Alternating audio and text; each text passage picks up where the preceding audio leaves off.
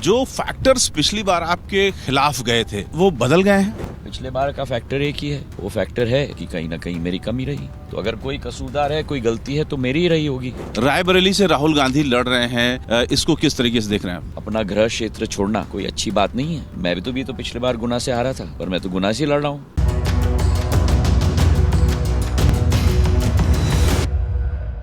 Civil aviation minister Jyotiraditya Scindia हमारे साथ हैं, जो कि बीजेपी के गुना से प्रत्याशी भी हैं। सर, चुनाव कैसा चल रहा है इस समय? चुनाव तो मैं आपसे पूछूंगा कैसा चल रहा है। मैं क्या कहूँगा, मैं तो प्रत्याशी हूँ। मैं तो कहूँगा ये बहुत अच्छा है। मुझे तो, आप विशेषज्ञ हैं, मुझे आपसे पूछना चाहिए कि आपको कैसा लग रहा है, कैसा चल रहा है। तो पिछली बार के चुनाव और इस बार के चुनाव में अंतर क्या आ गया है? अंतर कुछ नहीं है। ये एक सफर है, राजनीति का नहीं। ये एक सफर है जनसेवा का, और जनसेवा के सफर पर जनता का विश्वास जीतना, जनता का आशीर्वाद लेना हमारा धर्म बनता है। और मेरा लक्ष्य जिंदगी में राजनीति नहीं है, मेरा लक्ष्य जिंदगी में जनसेवा है। और राजनीति केवल एक माध्यम है उस लक्ष्य की पूर्ति करने के लिए, उससे ज्यादा नहीं। चुनाव का आज आखिरी दिन है। ये प्रश्न है कि जो फैक्टर्स पिछली बार आपके खिलाफ गए थे, क्या उन फैक्टर्स वो बदल गए हैं?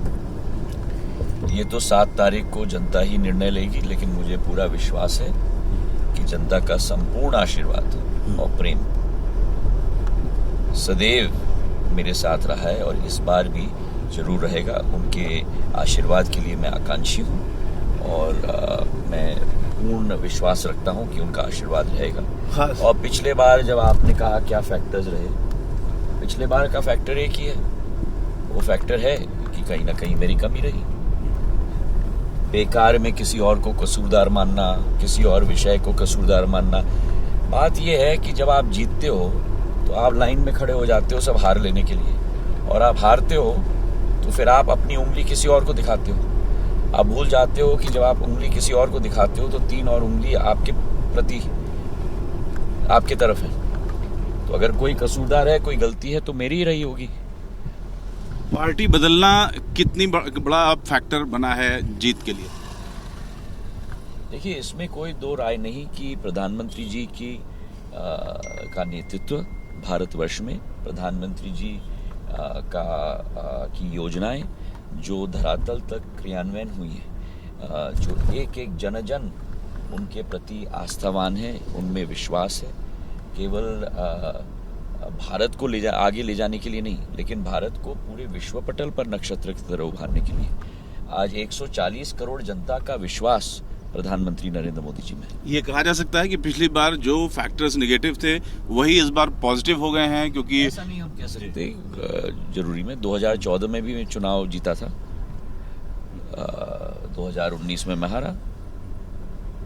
तो 2014 में अगर मैं जीत पाया था तो फिर 2019 में आप क्यों हारे? शायद गलती मेरी थी। आज चुनाव प्रचार का आखिरी दिन है, कम शब्दों में आप बात भी करते हैं। क्या कहेंगे आज अपने लोगों से, और आज आप एक मुकाबले में सभा भी कर रहे हैं? मैं तो यही कहूँगा कि मैं जनता का सेवक हूँ, जनता के आशीर्वाद का आकांक्षी हूँ, और उनका प्रेम, उनका बर्दाश्त मेरे साथ केवल 7 तारीख को नहीं लेकिन जिंदगी भर रहे। और उनके सेवक के रूप में क्षेत्र में और संभाग में और प्रदेश में उनकी सेवा निरंतर जीवन की आखिरी सांस तक करता है। राष्ट्रीय स्तर पर हमेशा से आपकी पहचान रही है।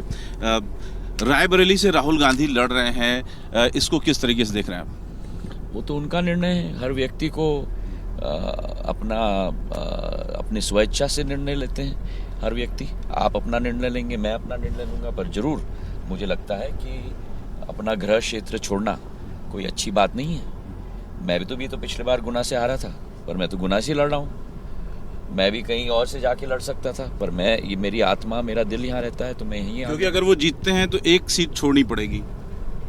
अब उसमें मैं विश्लेषण में मैं नहीं पढ़ना चाहता।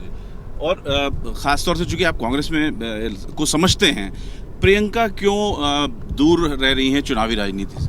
देखिए, मैं भारतीय जनता पार्टी का कार्यकर्ता हूं। मुझे आप भारतीय जनता पार्टी के बारे में प्रश्न पूछें, दूसरे पार्टी का क्या स्ट्रैटेजी है मुझे नहीं मालूम। तो आज का क्या कार्यक्रम रहेगा आपका? पूरे दिन कितनी सभाएं आप करेंगे?